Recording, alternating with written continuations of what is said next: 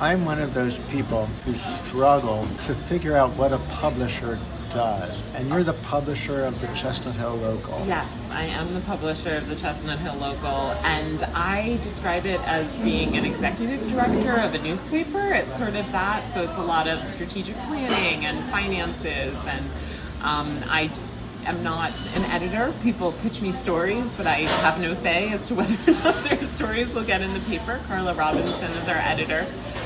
But yeah, I think it's sort of an antiquated terminology, and the job it's fun and it's dynamic, and I'm in front of a computer a lot, and then I'm out in coffee shops meeting with people like yourself. So you look over the finances, and then what do you do with all that information? You make business decisions.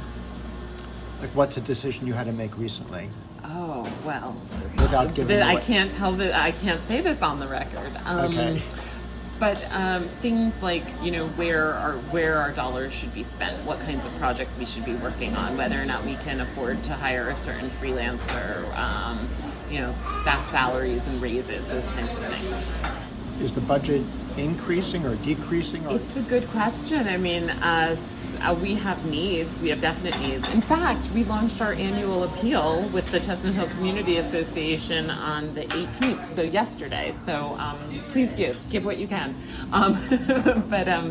But yeah, I mean, I would say that our needs are increasing, and the prices have been going up steadily over the years. But a lot of what we can spend depends on what we can raise through advertising, grants, individual donations, those sorts of things. You make decisions about freelancers. Mm-hmm. So how does the paper decide when it's going to contract or hire a freelancer as opposed to a staff person?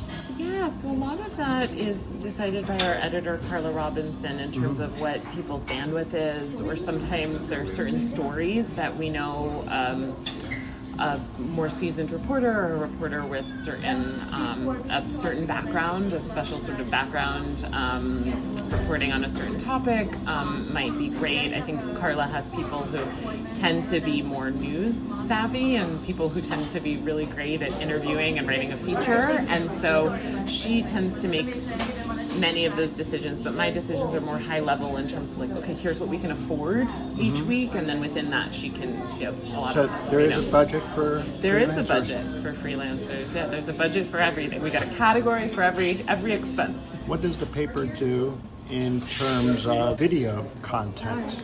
Oh, it's a great question. We have a social media person, a digital editor. Her name is Maggie Doherty. She's great.